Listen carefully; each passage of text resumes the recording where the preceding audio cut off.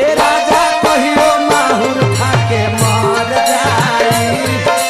पियल ना छोड़ब त छौकर जाई ए राजा कहियो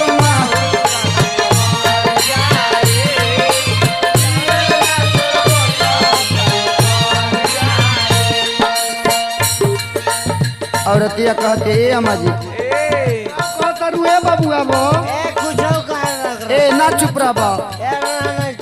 ए पिया दे तेरा मुंह में पिया दे ले चिकना तो है। अच्छा औरतिया कहते ए अम्मा जी आधी आधी रतिया के भट्ठी पर से आवेले पीटी के केवाड़ी